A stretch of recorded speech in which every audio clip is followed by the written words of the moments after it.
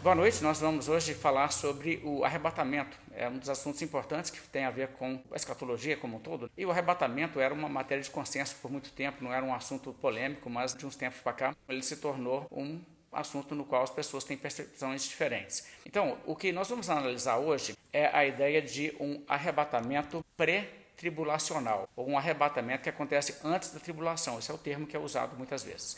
O que é a doutrina pré-tribulacionista? Você às vezes vai ouvir gente falando assim, pré-milenista, pré-tribulacionista. Quem é pré-tribulacionista é pré-milenista, é a ideia do milênio. Depois a gente vai falar mais sobre a questão do milênio propriamente. Mas dentro daquela visão de que existe um milênio ainda futuro, tem a ideia também de uma volta pré-tribulacional, ou a volta pré-tribulacionista de Jesus. É a ideia de que a volta de Jesus é dividida em duas etapas.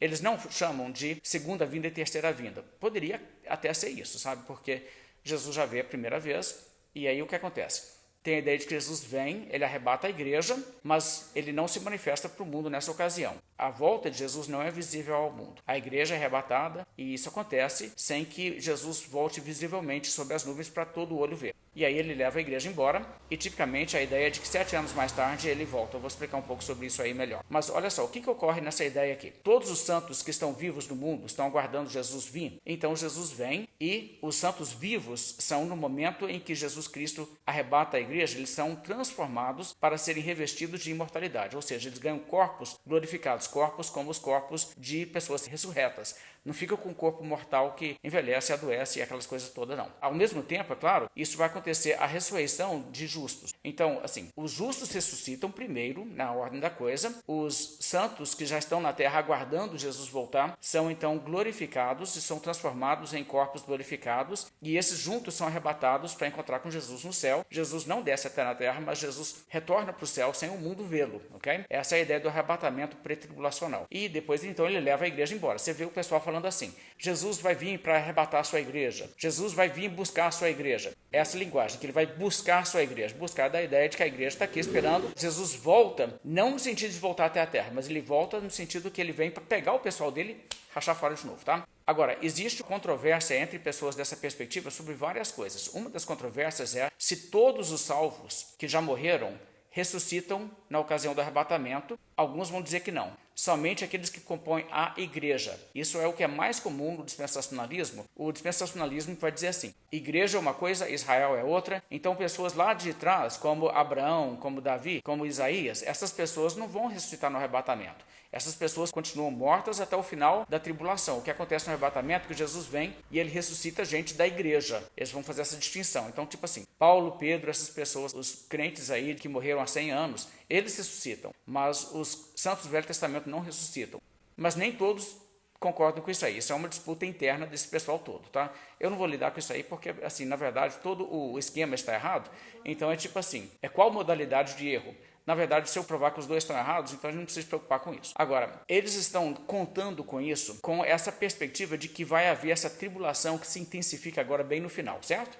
Então, com essa tribulação intensificada, eles geralmente acreditam numa tribulação de 7 anos. Depois que eu vou, em outras aulas, vou tratar o porquê disso aí, mas não vou entrar nisso aqui agora não. Muita gente já sabe, então não precisa nem falar. Mas a visão padrão é essa. Algumas pessoas vão discordar. E aí é bem poucas, mas tem uma minoria que diz não. Esses 7 anos, como eles são divididos em 3 anos e meio, 3 anos e meio, o arrebatamento vai acontecer na divisa metade, 3 anos e meio.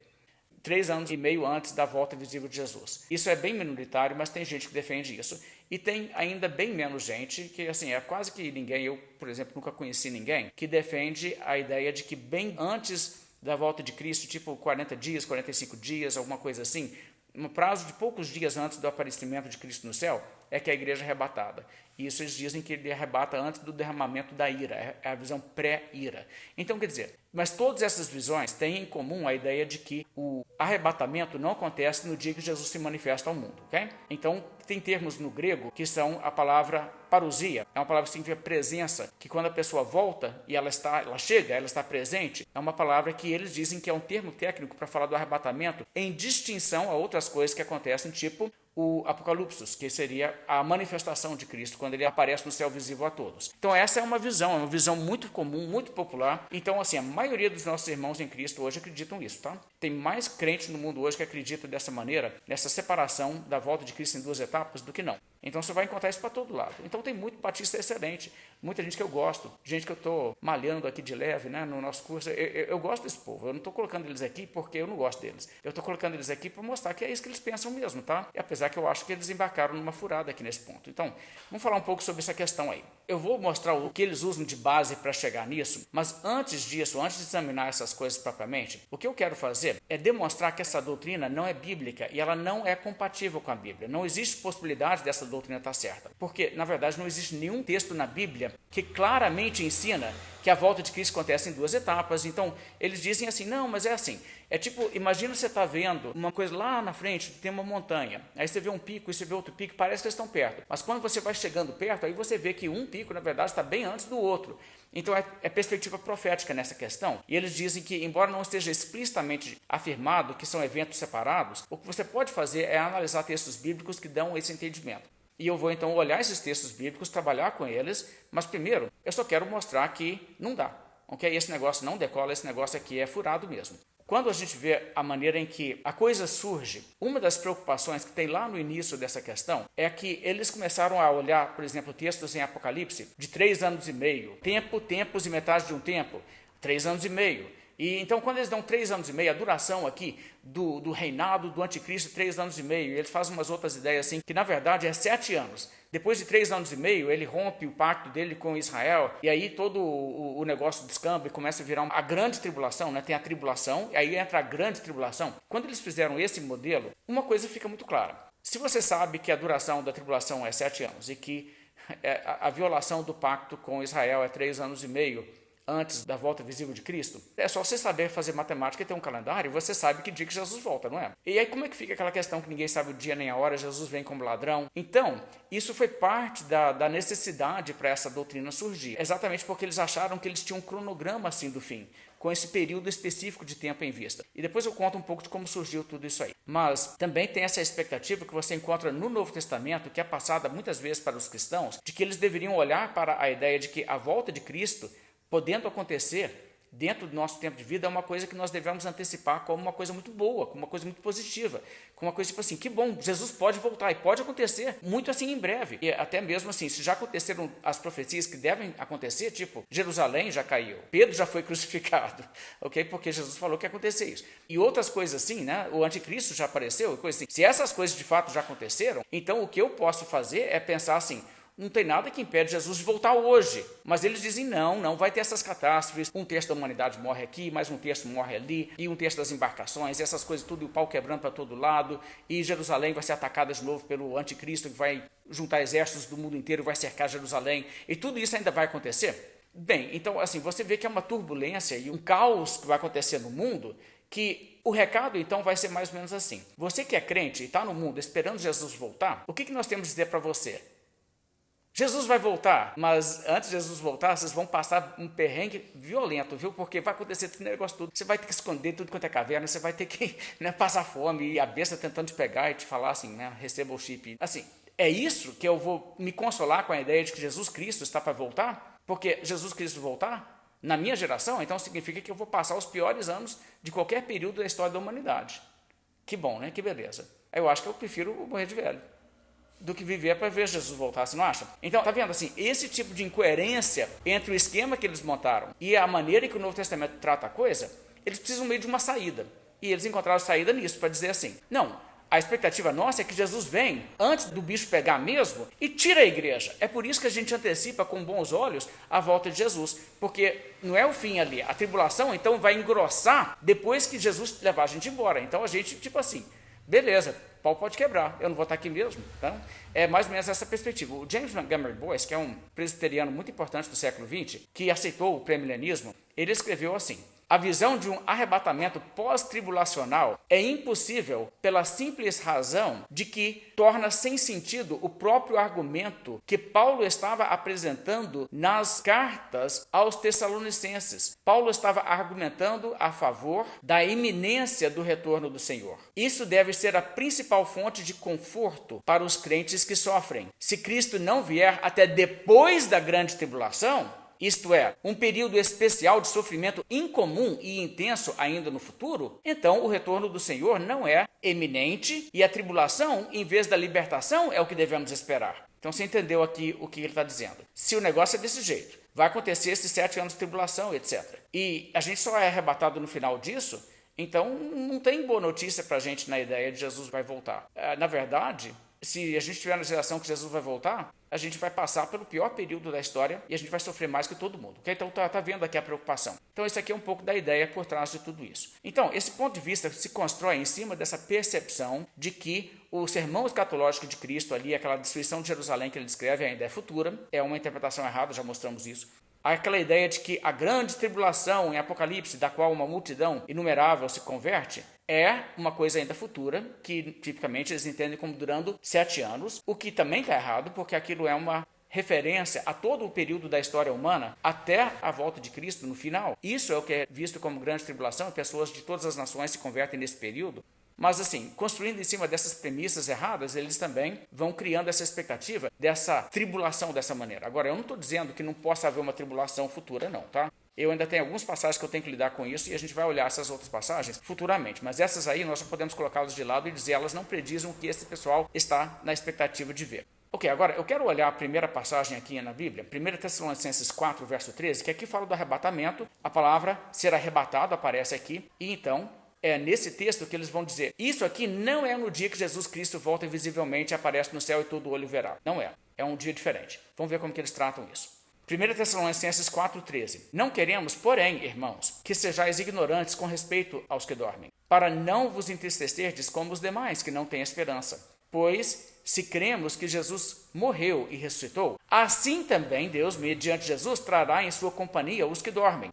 Ou seja, quem já morreu, ele volta. Paulo sempre trabalha isso, ele faz a mesma coisa com os coríntios. O que aconteceu com Jesus, que ele morreu, foi sepultado, mas ele voltou vivo no corpo físico, vai acontecer com os cristãos mortos, ok? Então, onde estão os cristãos mortos agora?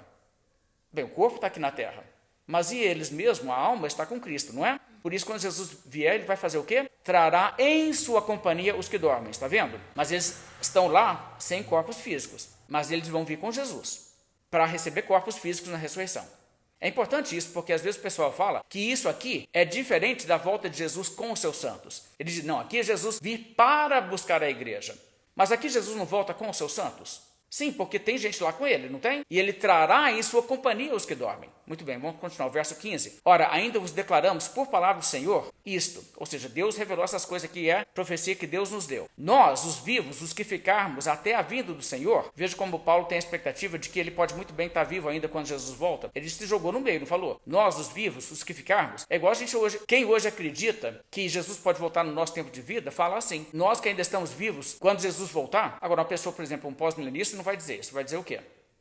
A geração que estiver viva quando Jesus voltar, ele não tem expectativa de ter parte, não é? Mas Paulo contemplava isso como uma possibilidade real, que ele poderia ser um dos vivos quando Jesus voltasse. Então ele diz, nós, os que ficarmos até a vinda do Senhor, de modo algum precederemos os que dormem. Ok, a preocupação dos tessalonicenses era com os que haviam morrido. Tipo assim, perderam, ficam de fora? Não, gente, porque Jesus volta, traz eles. Então o que acontece? Verso 16. Porquanto o Senhor mesmo, dada a sua palavra de ordem, ouvida a voz do arcanjo e ressoada a trombeta de Deus, descerá dos céus, e os mortos em Cristo ressuscitarão primeiro.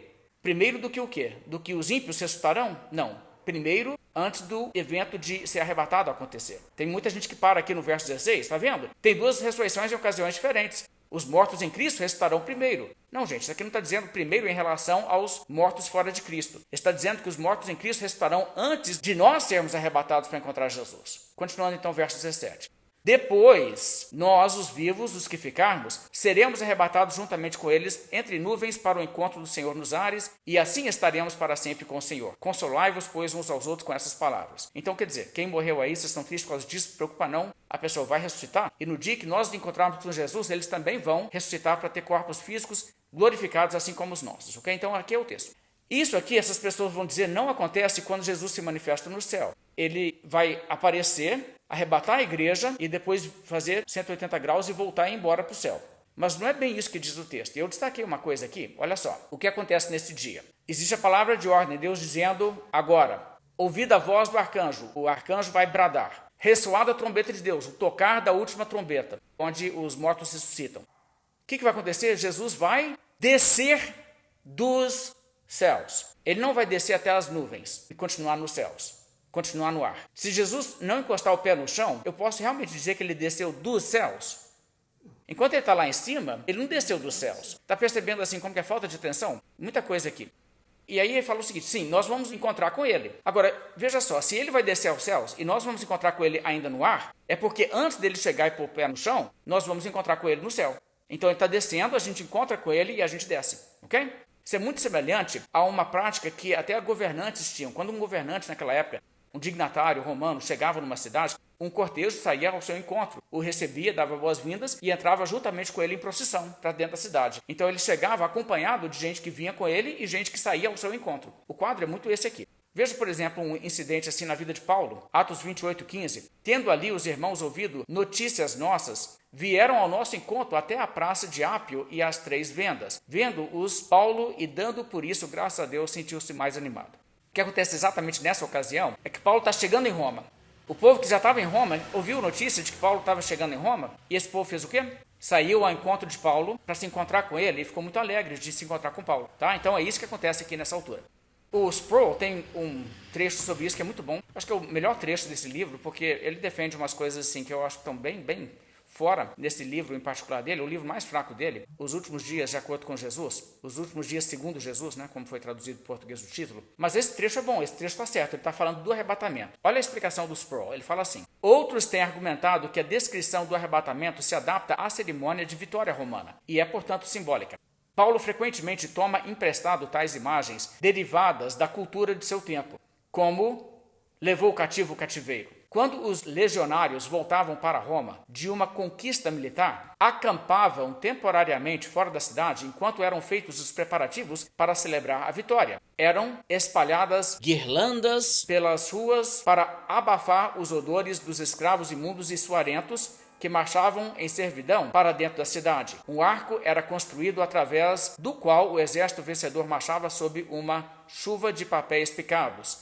Quando tudo estava pronto, uma corneta alertava os cidadãos, uma trombeta, para que saíssem e se juntassem aos vitoriosos que retornavam no desfile. Os soldados carregavam para a batalha sua bandeira desfraldada com as letras SPQR, que representavam o moto ou o lema do Senado e do povo de Roma. Uma vez que os soldados representavam o Senado e o povo, os dois grupos eram convidados a se juntar à comitiva vitoriosa. De modo semelhante, a imagem do arrebatamento pode ter sido descrita para comunicar que o povo de Cristo se juntaria a ele em seu retorno triunfal. As imagens do arrebatamento podem ser simbólicas nesse sentido, em relação ao que o arrebatamento representa, mas as imagens do arrebatamento não são simbólicas quanto ao fato de que o acontecimento é declarado inteiramente invisível. Bem, uma coisa então que a gente deve notar nessa passagem, ou nesse conceito, é assim.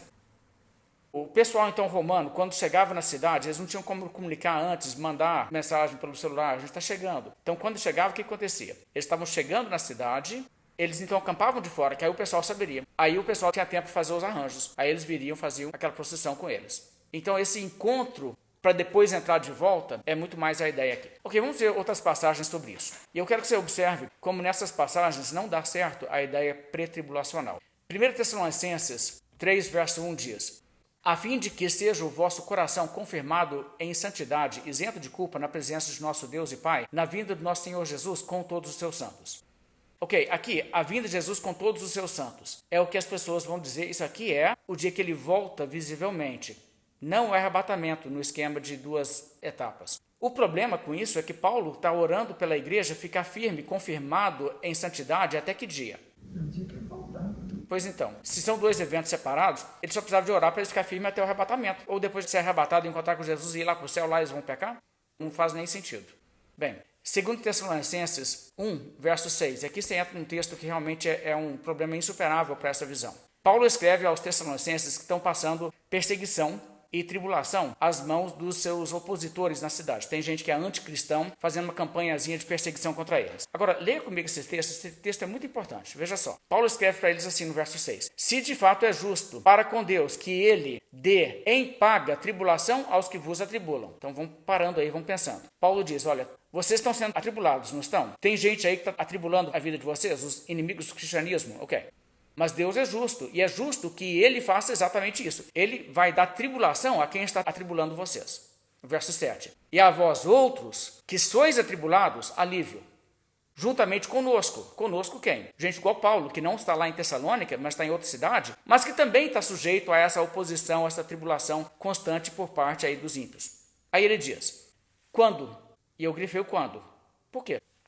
Essa palavra nos fala quando é que Deus vai dar tribulação aos que atribulam os cristãos e quando Ele vai dar alívio a cristãos no mundo.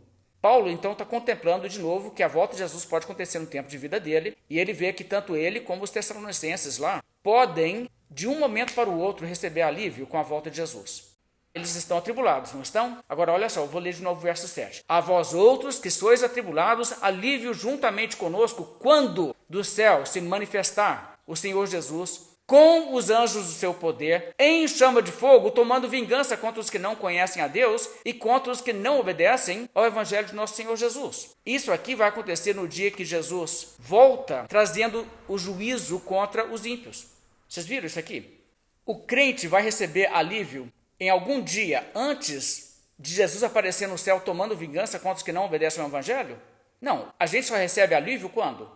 No dia que Jesus aparece no céu, tomando vingança contra os que não conhecem a Deus e não obedecem ao Evangelho. Então Jesus vai aparecer no céu, visível ao mundo ímpio, trazendo o juízo sobre eles, e é nesse dia que nós receberemos alívio. Ou seja, no esquema de 2 etapas, isso teria que ser a segunda parte, o dia em que ele volta, se manifesta ao mundo e todo olho verá. Mas Paulo não tem a expectativa de que ele possa ser arrebatado antes disso. Ele diz, nem eu, nem vocês aí em Tessalônica, que somos atribulados, teremos alívio antes do momento em que Jesus se manifestar no céu já, tomando vingança contra todos os ímpios do mundo. E ele vai mais longe, ele diz no verso 9, estes, os ímpios aqui, sofrerão penalidade de eterna destruição, banidos da face do Senhor e da glória do seu poder. Mas ele não diz, eles sofrerão penalidade de eterna destruição eventualmente. Tipo assim, claro, eventualmente eles vão. Jesus vai vir, vai arrebatar a igreja, e esses que ficarem para trás, eventualmente eles vão. Não, olha só. Estes sofrerão penalidade de eterna destruição, banidos da face do Senhor e da glória do seu poder, quando vier para ser glorificado nos seus santos. Vocês viram isso aqui? Que dia que eles vão ser banidos da face do Senhor para o inferno? No dia em que Jesus vier para ser glorificado nos seus santos. Ou seja, os santos irão um dia contemplar Jesus, ver Jesus. É nesse dia em que nós encontramos com Jesus que eles serão banidos para o inferno. Então não tem saída.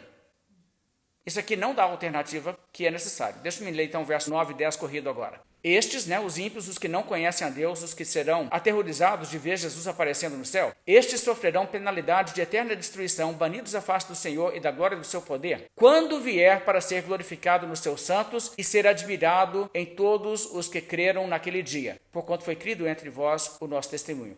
Ou seja, aqui estamos nós cremos em Jesus sem tê-lo visto, mas um dia nós iremos admirá-lo. Pois então, no dia em que nós pudermos o admirar, o dia que ele vier para que nós o vejamos, é o dia que ele vai mandar todo mundo que não obedece ao Evangelho para o inferno. Nesse dia, é nessa ocasião, a palavra quando aparece 2 vezes, e ela torna inseparável o que acontece aqui. Essas pessoas irem para o inferno e serem banidas da face do Senhor para sempre, com o dia em que cristãos que estão aqui no mundo sendo atribulados, como os tessalonicenses naquele momento estavam, podem ter antecipação de receber alívio com o aparecimento de Jesus.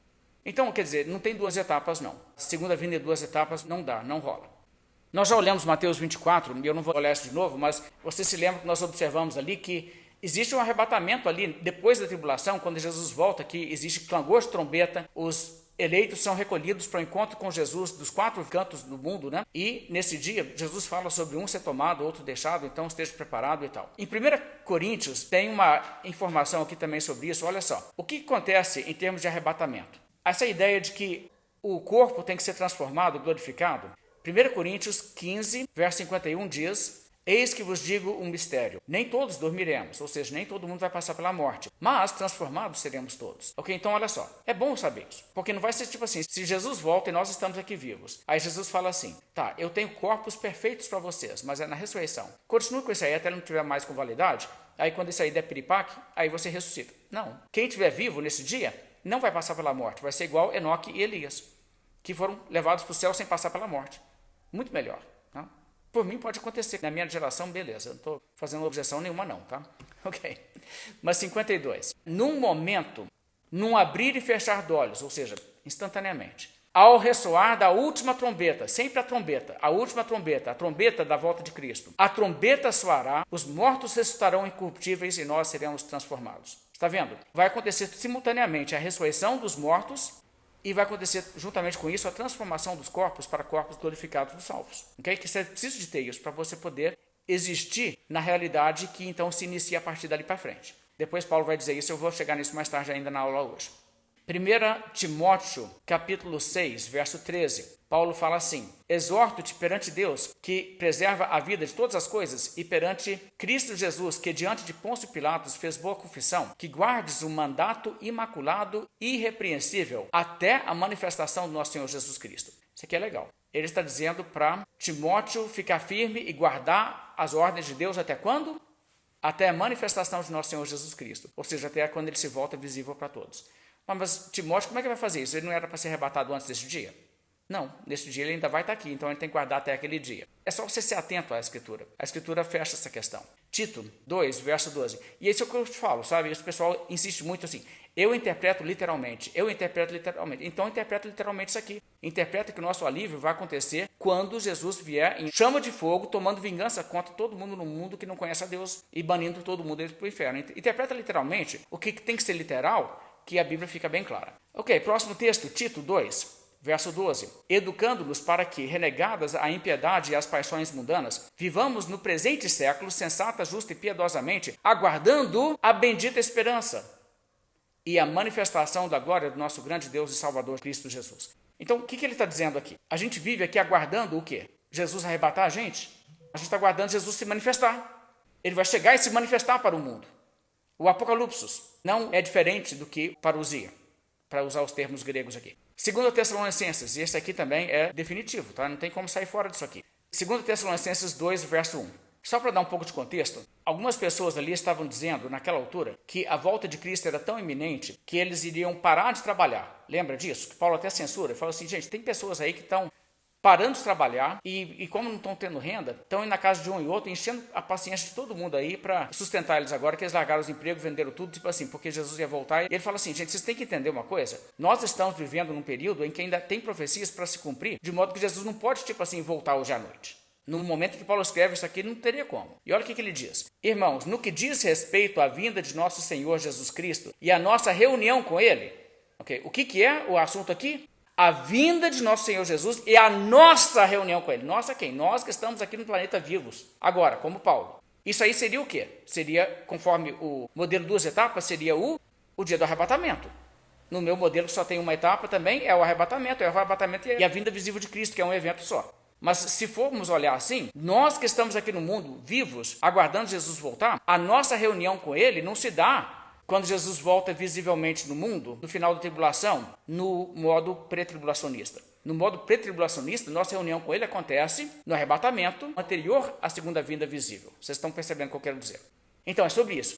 No que diz respeito a isso aí, a vinda de nosso Senhor Jesus Cristo e a nossa reunião com Ele. Ele diz, nós vos exortamos a que não vos demovais da vossa mente com facilidade, nem vos perturbeis, quer por espírito, quer por palavra, quer por epístola, como se procedesse de nós, supondo tenha chegado o dia do Senhor. Ou seja, supondo já está assim, está para acontecer, igual esse pessoal está querendo dizer. Ninguém de modo nenhum vos engane, porque isto o quê? A vinda de nosso Senhor Jesus Cristo e a nossa reunião com Ele. Isto não acontecerá sem que primeiro venha a apostasia e seja revelado o homem da iniquidade, o filho da perdição. Ok, naturalmente aqui tem muita coisa que nós vamos ter que discutir em outra aula, tá? Que eu não vou falar de doutrina de anticristo hoje não. Mas isso aqui é uma referência ao anticristo. O homem da iniquidade é o anticristo. E o que então Paulo está dizendo é, existe uma profecia de que haverá uma apostasia. Ele já tinha falado isso, por exemplo, a Timóteo, ele escreveu assim, o Espírito afirma expressamente que nos últimos tempos, alguns apostatarão da fé, por seguirem espíritos enganadores, demônios, aquela coisa. Lembra disso?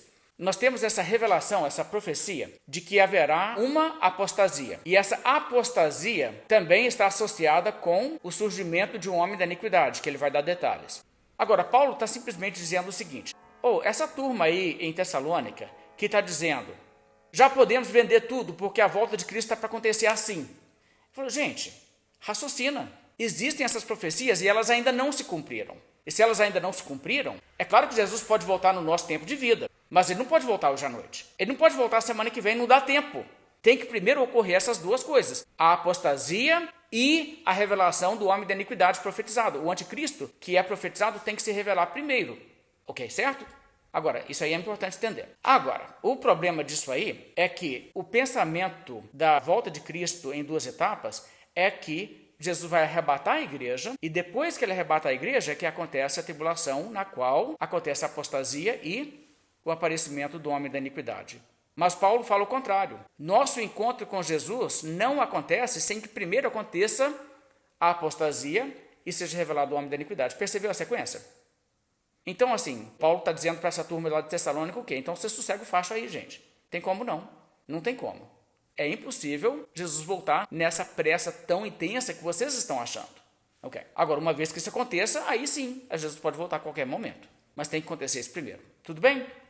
Ok, agora, isso aqui é tão desconcertante para o pré-tribulacionismo que simplesmente eles não têm saída. Eles não podem dizer que o que vai acontecer é que o anticristo é futuro, a apostasia é futura, mas o arrebatamento acontece antes dessas coisas acontecerem, igual eles dizem. Porque esse texto diz que não, a vinda de Jesus e a nossa reunião com ele só pode acontecer depois que aconteça a apostasia e a revelação do homem da iniquidade. Então, às vezes o pessoal procura umas saídas criativas para isso. E aí é aquele negócio, que quando você tem assim, uma tese errada, e quando você começa a perceber que textos da Bíblia não se harmonizam com ela, o que você começa a fazer para harmonizar os textos é forçar eles dentro de um molde tão impossível que você distorce esses textos. Veja, por exemplo, como que o Marcos Granconato trata disso aqui, o que ele fala que é essa apostasia aqui. A apostasia e o anticristo que Paulo está falando tem que ocorrer antes. Como o senhor entende 2 Tessalonicenses 2? Porque aqui, para alguns, é uma pedra no sapato do pré-tribulacionismo. O senhor enxerga assim? Não, esse versículo é uma maravilha para o pré-tribulacionista. Ele é lindo, eu adoro esse versículo. Isso aqui é minha alegria. Sim. Né? Aqui eu me banqueteio nisso aqui. Porque assim, o problema está no versículo 3, né? Segundo entendem, a pedra no sapato, a eventual pedra no sapato. Exatamente. Está no versículo 3. Ninguém de nenhum modo vos engane, porque isso não acontecerá sem que primeiro venha a apostasia. Então, olha, primeiro tem que haver o abandono da fé, o anticristo vai aparecer, né? E haverá então um trabalho terrível dele enganando as pessoas, e a igreja de Deus vai abandonar a fé capitaneada por esse anticristo aí e tudo mais, que vai liderar uma grande rebelião contra a fé cristã. Na verdade, isso decorre do mau entendimento do significado da palavra apostasia. A palavra apostasia, no sentido moderno, significa algo ruim. O que é apostasia no nosso vocabulário hoje? O que é apostasia na língua portuguesa do século XXI? Apostasia é abandonar a fé. É isso. E não é abandonar qualquer fé, é abandonar a boa fé. É abandonar a fé sadia. É abandonar a fé em Jesus. Esse é o significado da palavra apostasia na língua portuguesa no século XXI. Se eu digo fulano apostatou, eu não tenho que explicar mais nada. Eu estou dizendo fulano abandonou a fé verdadeira. Agora, apostasia no grego koiné, no século I, não significava isso. Apostasia no grego koiné, no século I, a língua em que foi escrito o Novo Testamento, significa simplesmente saída. Só isso. Já resolve. Já resolveu o texto. É assim. O que vai definir se a apostasia, a saída, é boa ou má, é o que vem depois. Vamos supor, a pessoa saiu do cerimonialismo judaico. A apostasia foi boa. A palavra apostasia aparece só aqui no Novo Testamento. O substantivo apostasia só aparece uma vez no Novo Testamento, e é aqui, só. E o significado é esse, saída. Aqui o texto não fala que a saída é da fé, que a saída é do cristianismo, que a saída é do grupo de salvos, não. Fala apenas o seguinte, essa nossa reunião, as questões ligadas à nossa reunião com Ele, o dia do Senhor e tudo mais, isso não vai acontecer sem que primeiro venha a saída. Saída, essa aqui, retirada, o arrebatamento da igreja. É o arrebatamento. Ou seja, a nossa reunião com Ele vai acontecer somente depois que houver a nossa saída. Nós vamos ser retirados daqui. E então será revelado o homem da iniquidade. Quando o anticristo vai aparecer? Quando houver a saída, quando a igreja sair. Então, é por isso que eu sei que esses eventos que estão acontecendo aí não são a grande tribulação. As pessoas falam, será que o que está acontecendo lá no Oriente Médio não é já a grande tribulação, Israel já sendo cercado, o Armagedon já se formando? Eu falo, não. Pode dormir tranquilo, vai para casa, dorme, toma lá o seu leitinho antes de dormir, durma sossegadinho, sem problema. Vai ter uma retirada. Toma o seu remedinho, porque o próximo evento escatológico não é a tribulação. O próximo evento escatológico é o arrebatamento da igreja. Então, se isso não aconteceu, o anticristo não vai aparecer. E sem o anticristo não há grande tribulação. Então, fique tranquilo. Preocupe-se quando a igreja for arrebatada. Quando você olhar e ver que a igreja foi arrebatada, aí sim, a tribulação está às portas. Aguardamos a Cristo. Aguardamos. Não o anticristo. Exatamente. Exatamente. Olha só, vocês estão percebendo o que ele está fazendo aqui? Ele está pegando a palavra apostasia e mudando o sentido dela e falando que, na verdade, a palavra apostasia não significa que as pessoas vão debandar da fé. Ele significa que as pessoas vão debandar do mundo, ou seja, as pessoas vão ser arrebatadas. Aí ele está dizendo que o que vai acontecer, na verdade, o que tem que acontecer primeiro é o arrebatamento. Olha que bonito. Apostasia significa arrebatamento. Isso é uma definição fascinante para a palavra, tá?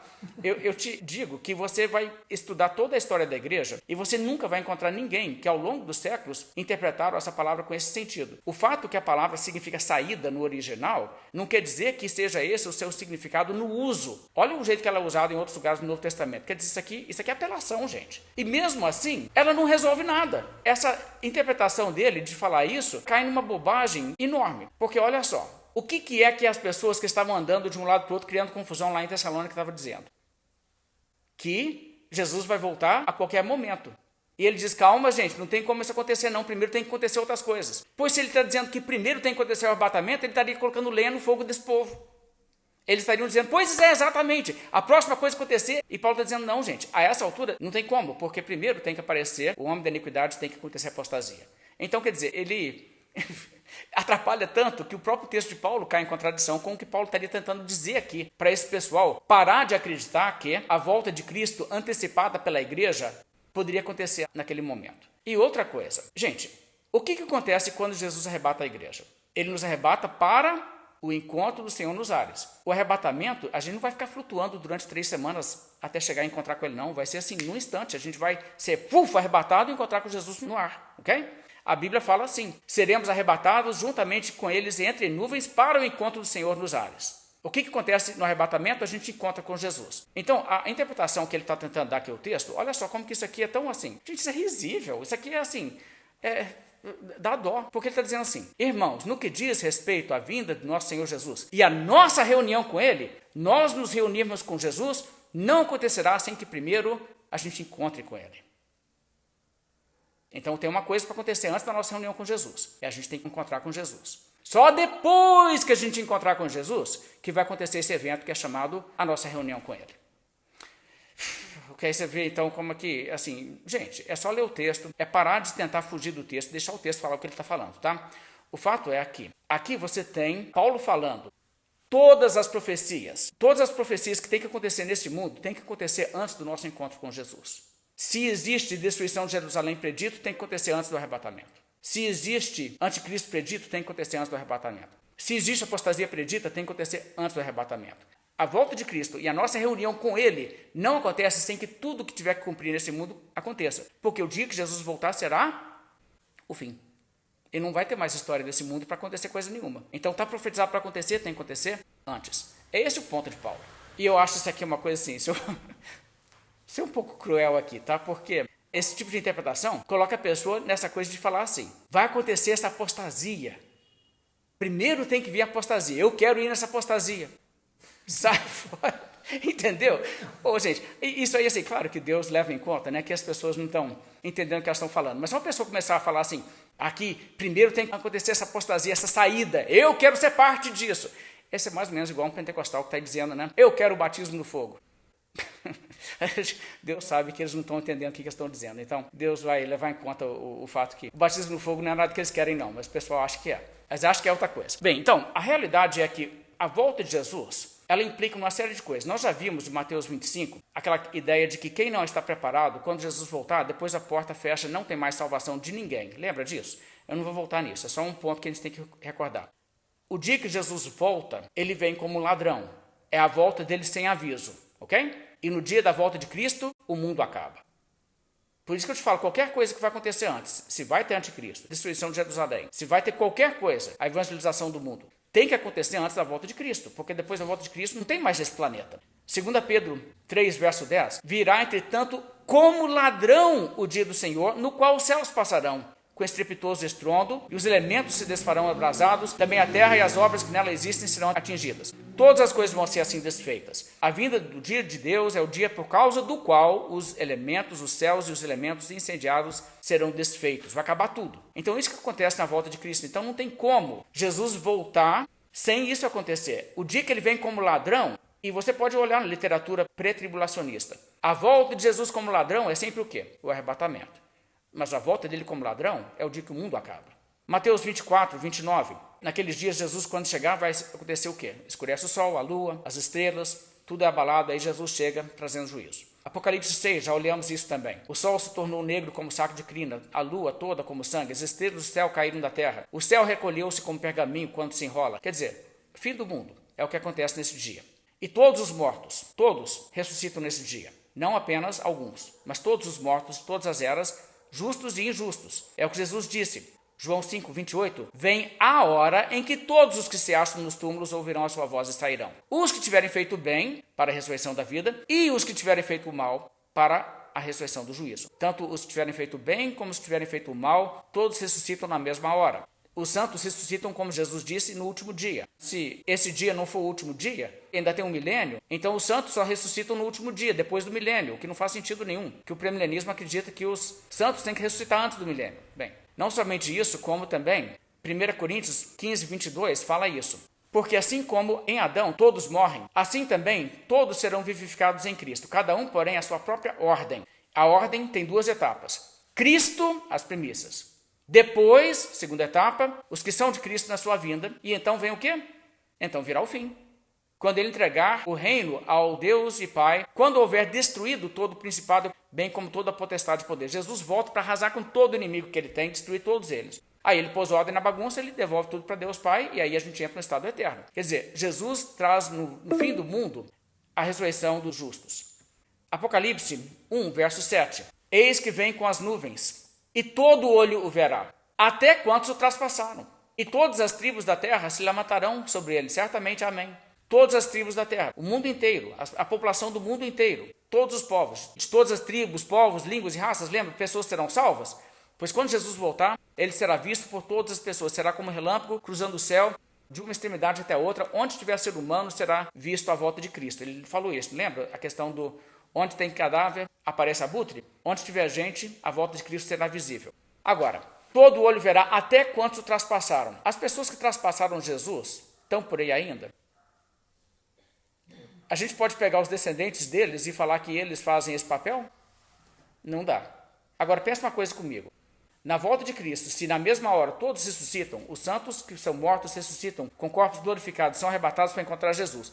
Mas aqui na terra, os ímpios são ressuscitados também, no mesmo instante, só que eles não são arrebatados, ficam para trás, com o resto da humanidade aí que está aterrorizada de ver o juiz chegar. O que acontece nesse dia e Jesus volta sendo visto em todo canto da terra? Até quem crucificou Jesus vai ver Jesus voltar. Os romanos que pegaram aqueles cravos e fincaram nos pés e as mãos de Jesus vão ver Jesus voltar. Aqueles indivíduos vão ver, os que traspassaram Jesus, os judeus do Sinédrio que o condenaram à morte, a população de Jerusalém que disse crucificam. Os que traspassaram Jesus verão Jesus naquele dia. E essa é uma profecia específica de Jesus. Eu quero que você veja Marcos 14:62. Jesus declarou que a sua segunda vinda seria vista por aquelas pessoas do Sinédrio que o condenaram à morte. Olha só, Marcos 14:62. Jesus respondeu, eu sou. A pergunta era, você é o Filho de Deus? Ele disse, eu sou. E vereis o Filho do Homem assentado à direita do Todo-Poderoso e vindo com as nuvens do céu.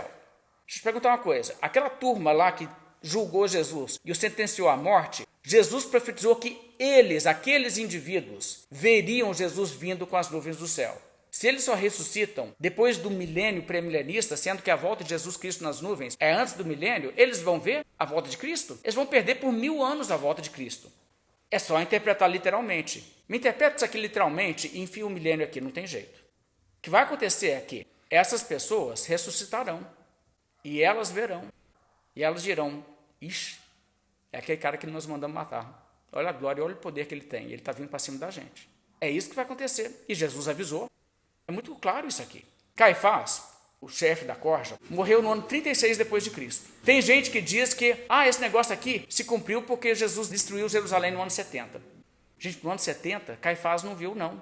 Aquela turma do Sinédrio era tudo gente com mais de 30 anos de idade. 30 anos mais tarde, poucos deles ainda eram vivos. A maioria deles ali já estava na faixa de 50, 70, e naquela época a expectativa de vida não era muito grande.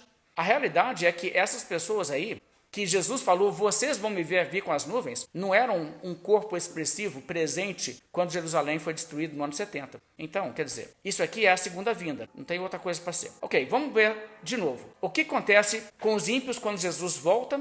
O dia que ele volta para dar alívio para os santos, esses serão banidos da face do Senhor. Esses sofrerão penalidade de eterna destruição. É isso que vai acontecer, porque ele vai chegar tomando vingança contra eles. Judas fala assim, verso 14. Quanto a estes foi que também profetizou Enoque, o sétimo depois de Adão, dizendo, eis que veio o Senhor entre as suas santas miríades. E ele vem para quê? Para exercer juízo contra todos e fazer convictos todos os ímpios, acerca de todas as suas obras ímpias que impiamente praticaram, acerca de todas as palavras insolentes que ímpios pecadores proferiram contra ele. Acho que esse escritor gostava da palavra ímpio.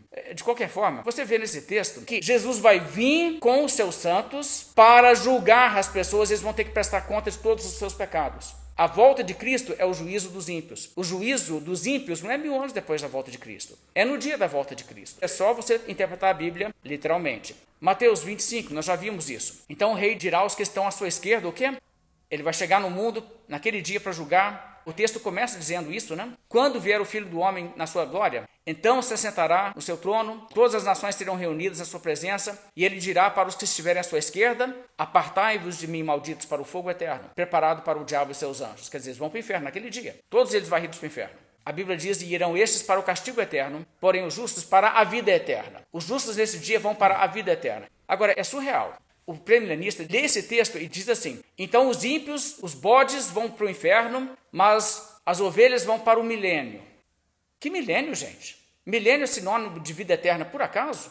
A realidade é que eles estão deturpando a palavra. Quando diz para a vida eterna, esses irão para a vida eterna, eles estão dizendo que eles vão entrar no milênio.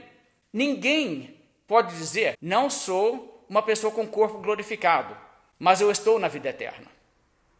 Gente, as pessoas naquele dia da volta de Jesus, que não forem varridas para o inferno, entram então na vida eterna. Eles têm que entrar com corpos glorificados. E é muito claro isso, ok? Eu vou mostrar isso também em outra passagem, mas veja aqui em Apocalipse 19, a volta de Cristo é a destruição de todos os ímpios. Capítulo 19, verso 11. Vi o céu aberto e eis um cavalo branco. O seu cavaleiro se chama Fiel e Verdadeiro, e julga e peleja com justiça. Os seus olhos são chama de fogo, na sua cabeça há muitos diademas. Tem um nome escrito que ninguém conhece senão ele mesmo. Está vestido com um manto tinto de sangue, e o seu nome se chama o Verbo de Deus. E seguiam-no os exércitos que há nos céus, montado em cavalos brancos, com vestiduras de linho finíssimo, puro e branco, ou seja, são os santos. Os santos também retratados como cavalgando em cavalos brancos, aquela ideia do triunfo, né? Verso 15. Sai de sua boca uma espada afiada para com ela ferir as nações. E isso é simbólico também. Claro que ele não tem uma espada saindo da boca, mas ele vai falar tipo assim, uma palavra e fala assim, basta. E acabou a farra aqui na terra, entendeu?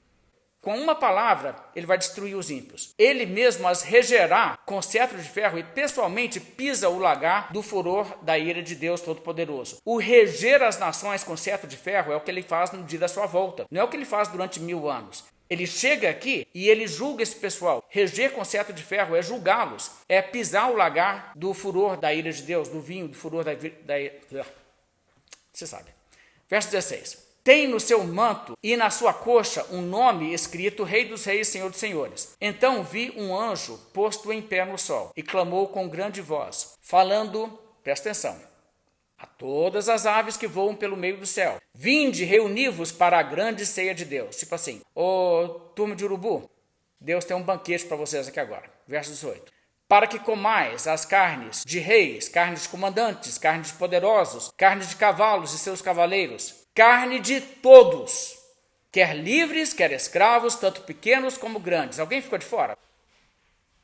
Entrou todo mundo aqui, não entrou? O que condiz com o fato que quem é servidor da besta, bem, se você lembra, todo mundo que não tem um nome escrito no livro da vida é servidor da besta, ok? Agora olha só, o texto então fecha dizendo o seguinte, 19. E vi a besta e os reis da terra com os seus exércitos, congregados para pelejarem contra aquele que estava montado no cavalo e contra o seu exército. Mas a besta foi aprisionada, e com ela o falso profeta, que, com os sinais feitos diante dela, seduziu aqueles que receberam a marca da besta e eram os adoradores da sua imagem. Os dois foram lançados vivos para dentro do lago de fogo que arde com enxofre. E os restantes?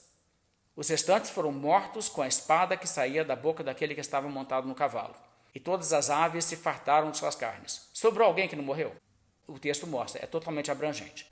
O dia que Jesus voltar, ele não vai fazer uma restauração parcial, tipo assim, pegar esse mundo, dar um upgrade desse mundo e colocar ele em condição de ser um semi-paraíso por 1000 anos. Ele vai chegar para introduzir o estado eterno. É isso que a Bíblia diz, por exemplo, Atos 3, verso 21. Ao qual é necessário que o céu receba até os tempos da restauração de quê? Todas as coisas. De que Deus falou por boca dos seus santos profetas desde a antiguidade. Quer dizer, desde a antiguidade, Deus sempre falou que vai ter um dia um mundo perfeito. Então, Jesus vai ficar no céu até o dia em que for restaurar todas as coisas. O paraíso eterno restaurado. Hebreus 10, verso 12. Jesus, porém, tendo oferecido para sempre um único sacrifício pelos pecados, assentou-se à destra de Deus, aguardando daí em diante até que os seus inimigos sejam postos por estrado dos seus pés. Ou seja, Jesus está lá à destra de Deus, no céu, está aguardando até que dia? Até que os seus inimigos sejam colocados debaixo dos seus pés. Ele vem para destruir todos os seus inimigos. No dia que Jesus vem, não vai ficar alguns inimigos de Jesus derrotados e outros não. Vai ficar não. Porque a ideia de que ainda vai ter gente incrédula que não se submete a Cristo. Ainda vai ter demônio agindo, o diabo está amarrado. Mas lá na frente, o diabo ainda tem que ser destruído, porque depois ele ainda é solto. Lá na frente, depois de 1000 anos. Então Jesus vai ficar no céu até que os seus inimigos sejam postos por estrado dos seus pés ou não. Porque ainda tem inimigo com quem Deus não lidou, entendeu? Mas Jesus só volta o dia que for para acabar com todos os inimigos. Isso é muito claro, é só você comparar texto com texto. Salmo 110 diz, disse o Senhor ao meu Senhor, o Pai falando ao Filho, assenta-te à minha direita até que eu ponha os teus inimigos debaixo dos teus pés. Ou seja, os inimigos que você tem, você fica guardando aí. Na hora que eu colocar isso tudo debaixo do seu pé, aí você volta lá para a terra. Entendeu quando Jesus vai voltar?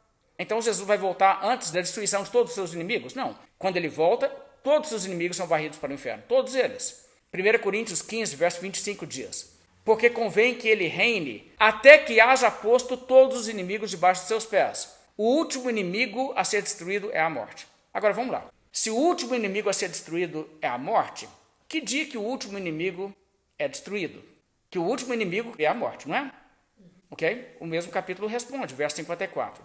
E quando este corpo corruptível se revestir de incorruptibilidade, e o que é mortal se revestir de imortalidade, então se cumprirá a palavra que está escrita, tragada foi a morte pela vitória. Opa, isso aqui é interessante. Paulo disse que o dia em que os santos da igreja ressuscitarem é o dia que a morte sai de existência e a morte é destruída. Conforme o pré-tribulacionismo, que dia que os santos são revestidos de incorruptibilidade? A igreja vive aqui na terra. Não é no arrebatamento? Então, no arrebatamento, a morte é derrotada e a morte é tragada pela vitória. E já não tem mais morte. Só que o último inimigo a ser destruído é a morte. Como é que o diabo vai ser destruído 1000 anos depois? Ô, gente, é muita coisa que está na Bíblia, era só ser mais atento. O pessoal fica tentando decifrar Apocalipse sem ter entendido 1 Coríntios. Dá nisso. Ok. Depois tem que fazer 1 Coríntios encaixar no molde que eles fizeram. Ok. Um argumento que as pessoas aqui gostam de usar muito é o argumento que fala que nós não fomos destinados à ira. Você vai ver muito isso aí. Mas nós não fomos destinados à ira. E se nós não fomos destinados à ira, quando Deus derramar sua ira no mundo, a gente não pode estar aqui na Terra. Que a gente não pode estar na Terra, porque se a gente estiver aqui na Terra e Deus estiver derramando a ira, aí ele vai derramar a ira sobre a gente. Aí eles usam isso aqui, 1 Tessalonicenses 5, verso 9. Porque Deus não nos destinou para a ira. Gente, isso aqui é o inferno.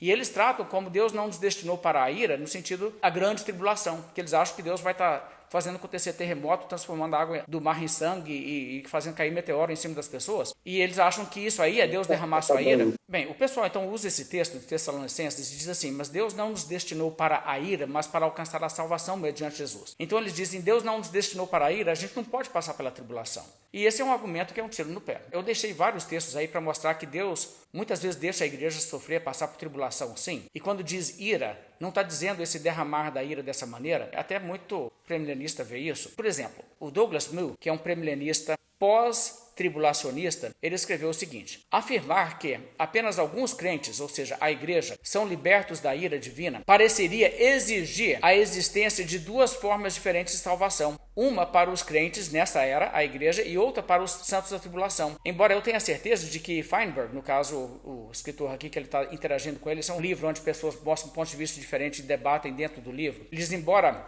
eu tenho certeza que Feinberg não quer ir tão longe, é difícil evitar essa conclusão se seu argumento for permitido. Mas se a salvação em Cristo, por sua própria natureza, remove o crente da esfera da ira divina, todo o argumento de Feinberg relacionado à ira na tribulação se torna irrelevante. Pois ele admite, como qualquer um deve fazer, que os crentes estão na terra durante a tribulação. Veja Apocalipse 13, 7. Mas se todo crente salvo pelo sangue de Cristo está isento da ira divina, então é claro que estes santos da tribulação também estarão. Portanto, a isenção da ira divina durante a tribulação claramente não exigirá a remoção física. A ira divina presente durante a tribulação não implica, logicamente, em um arrebatamento pré-tribulacional da igreja. Ou seja, deixa-me refalar o que ele falou nas minhas palavras. Os pré-tribulacionistas estão dizendo assim, mas Deus não nos destinou para a ira. Então, no dia que ele for derramar a ira dele, ele tem que nos tirar primeiro. Mas eles não falam que depois do arrebatamento vai converter um tanto de gente? E essas pessoas vão ser salvas, não vão? Então, essas pessoas foram destinadas para a ira? Ou elas também têm que ser arrebatadas? Não, elas ficam aqui. Então, como é que fica no caso deles? Deus os destinou à ira ou para alcançar a salvação? Entendeu? Não tem como, assim, isso aqui gente, é tentando, tipo assim, me dá qualquer verso, eu preciso de um verso, eu não tenho um verso para me sustentar minha doutrina aqui, então, se você puder arranjar um versinho para mim, não precisa ser muito bom, não. Ok? É muito isso, tá? É triste isso. O Gleason Archer é um dos raros defensores de uma visão de que Jesus arrebata a igreja 3 anos e meio antes do fim da tribulação, ok? A igreja fica aqui durante 3 anos e meio, aí quando você vê o anticristo manifestar, você pode fazer as contas, tá? Passou 3 anos e meio, se ele tiver certo, é o dia do arrebatamento, aí você pode saber quanto antes. Mas aí depois também, 3 anos e meio antes. Mas olha o que ele diz aqui também. Certamente haverá muitos santos ressuscitados que viverão e reinarão com Cristo durante o milênio. Aí ele cita Apocalipse 20, a interpretação premilenista. Mas quem serão os cidadãos do reino que não morrerão até que tenham pelo menos 100 anos de idade? Aí ele está usando o texto lá de Isaías 65, dizendo que aquilo é o milênio, que isso coincide com Apocalipse 20. E ele então diz, de acordo com as pressuposições pós-tribulacionistas, todos os verdadeiros crentes serão arrebatados para encontrar o Senhor nas nuvens no final da tribulação. E está certo isso. Vamos entender o que o Gleason Archer está dizendo aqui. Na visão pré-tribulacional, Jesus arrebata a igreja, certo? Jesus arrebata a igreja. E quando ele arrebata a igreja, todo mundo que está no planeta que é salvo, vai embora. Mas aí converte gente antes de Jesus voltar. E quando Jesus chega, tem pessoas que estão vivas no planeta que entram, né? As ovelhas. Os bodes vão para o inferno, mas as ovelhas entram. Eles estavam vivos ainda e eles não tiveram corpos ressuscitados. Então eles não tiveram corpos glorificados, eles entram como mortais. Agora, os que acreditam no arrebatamento antes da segunda vinda, vão discordar entre si se isso aí é tudo gente crente ou se tem descrente também. Tá? Isso aí é um debate entre eles, mas é outro debate que não convém olhar porque está tudo errado. De qualquer jeito está tudo errado. Mas de qualquer jeito eles têm gente que sobrevive à tribulação, não morre e nem vai para o inferno. E entra no milênio sem um corpo glorificado. O pós-tribulacionista vê o arrebatamento acontecendo o quê? No final da tribulação, no dia da volta de Cristo. Ok? Ótimo. Então, nesse cenário, todo mundo que está vivo no planeta que é salvo, acontece o que com eles? Eles são arrebatados. E eles, então, têm seus corpos transformados. Todos os ímpios, acontece o que com todos os ímpios? Todos os ímpios vão para o inferno. Quem que vai rebelar no final do milênio? Viu o que ele está querendo dizer? Aí você não tem uma solução para isso. A solução do Gleason Archer e de todo mundo que separa a segunda vinda de Jesus do arrebatamento, a solução é dizer assim: depois do arrebatamento tem gente que converte, aí esse pessoal pode entrar no milênio sem ter um corpo glorificado, ok?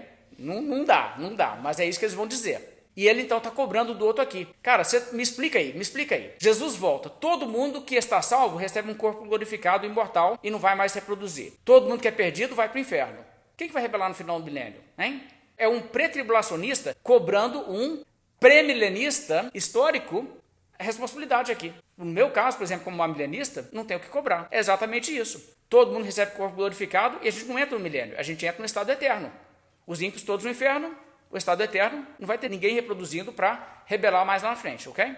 Mas vamos lá, vamos continuar lendo o que ele diz aqui. Ele diz, como tal, eles receberão seus corpos de ressurreição imperecíveis. Aí ele cita 1 Coríntios 15, que diz isso. A trombeta soará, os mortos ressuscitarão imperecíveis e nós seremos transformados. Pois é necessário que o que é perecível se revista da imperecibilidade. E aí ele continua. Não haverá um intervalo de tempo no qual novos crentes poderiam ser ganhos para o Senhor após o arrebatamento e assim viver para povoar a terra durante o milênio. Esse fator fala decisivamente a favor de um lapso significativo de tempo entre o arrebatamento e o retorno do Senhor Jesus para impor julgamento sobre a terra. Se o arrebatamento ocorrer 7 anos antes, ou mesmo 3 anos e meio antes da Batalha do Armagedon, haverá oportunidade adequada para que o impacto do desaparecimento súbito de todos os crentes regenerados se faça sentir, quase inevitavelmente, o grande número de amigos, parentes e associados de negócios a quem esses crentes anteriormente testemunharam se convencerão da verdade do Evangelho e se voltarão ao Senhor em grande número. Apesar da feroz oposição da besta de todos os seus asséculos. Apesar de Jesus ter falado que depois que ele chegar, e levar para dentro alguns, mais ninguém pode ser salvo também, mas isso aí eles não levam em conta. Aí ele então conclui dizendo assim, esses convertidos fornecerão uma base substancial sobre a qual construir uma população do reino milenar. Mas, segundo as pressuposições pré-tribulacionais, tal desenvolvimento se torna impossível. E ele tem razão. Um pré-milenista histórico não tem uma solução adequada para isso. Como isso aqui é um livro de interação, o Mu, que é o pré-milenista histórico nesse livro, que tenta responder à objeção, você sabe o que ele fala? Ele fala literalmente isso. Ele não bate o pé e diz que vai ser isso, não. Ele só diz assim, a gente pode imaginar uma solução. Uma solução que me vem à mente é assim. Jesus arrebata a igreja, todos os salvos do mundo são arrebatados. Aí ele aparece no céu visível, com todos eles. Nesse momento que ele aparece, os judeus olham para ele e se convertem. Aí os judeus não entram no arrebatamento, porque eles convertem naquele dia depois do arrebatamento. Perde o arrebatamento e ainda convertem no mesmo dia. Aí os judeus entram, e os judeus é que vão popular o milênio, e serão os descendentes deles lá na frente, que poderão se rebelar contra Jesus. Gente, tem tanto problema com isso, mas tanto problema com isso, olha só. Jesus diz que quando ele vier, ele vai dizer para as ovelhas, vinde benditos de meu Pai, entrar na posse do reino que você está preparado desde a fundação do mundo. Certo? Eles vão entrar na posse do reino. Paulo acabou de dizer, nós lemos isso. Olha só, 1 Coríntios 15, verso 50. Isso afirma, irmãos, que carne e sangue não podem herdar o reino de Deus, nem a corrupção herdar a incorrupção. Pessoas que não têm um corpo incorruptível não podem herdar o reino de Deus. Então, no arrebatamento, a gente tem que ser revestido desse corpo, sabe por quê? Porque aquilo que vem imediatamente em seguida é uma coisa que você não pode entrar nela com um corpo corruptível. Só que esse pessoal vai entrar no reino com um corpo corruptível. Esse vinde bendito de meu Pai que eles estão dizendo é para gente que vai entrar sem um corpo incorruptível. Mas a Bíblia diz que a carne e sangue que a gente conhece não pode herdar o reino de Deus. Mas ele diz, entrai e tomai posse de vocês que são carne e sangue e não têm corpos incorruptíveis. Que bagunça, gente. É uma bagunça atrás da outra, atrás da outra. E ainda vai gerar um pessoal que vai rebelar. E vai gerar uma turma de gente para rebelar. Agora, olha só, o verso 51. E eis que vos digo um mistério.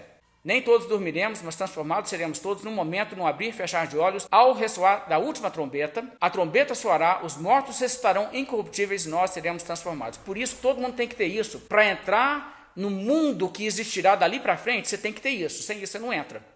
É isso que está dizendo Paulo aqui. Você não pode entrar no reino de Deus naquele momento com corpo corruptível. Mas esse pessoal está apostando que vai ter um tanto de gente com corpo corruptível. Agora, você sabe o que é mais legal? É que eles dizem, e aí é nesse período, esse povo lá reproduzindo com corpo corruptível, morrendo jovem, quando morre com 100 anos de idade, conforme eles acham que interpretam literalmente lá Isaías 65. Aí é nesse período que se cumpre esse verso, Isaías 65, 23. Olha que verso muito legal. Não trabalharão debalde, nem terão filhos para a calamidade, porque são a posteridade bendita do Senhor, seus filhos estarão com eles. Tá, mas o esquema deles depende que os filhos deles façam o quê? Se rebelem contra Cristo para ser destruído.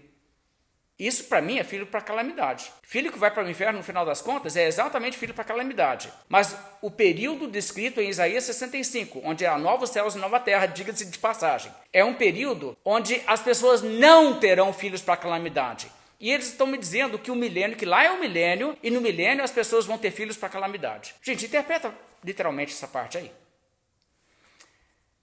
Ok, mas é isso. Vamos parando por aqui. Semana que vem eu vou dar um pouco de informação sobre o surgimento da doutrina do arrebatamento pré-tribulacional e um pouco da história disso aí, que a gente precisa trabalhar isso aí também. Mas eu acho que já deu para ver que não é bíblico. Semana que vem a gente vai trabalhar um pouco de história.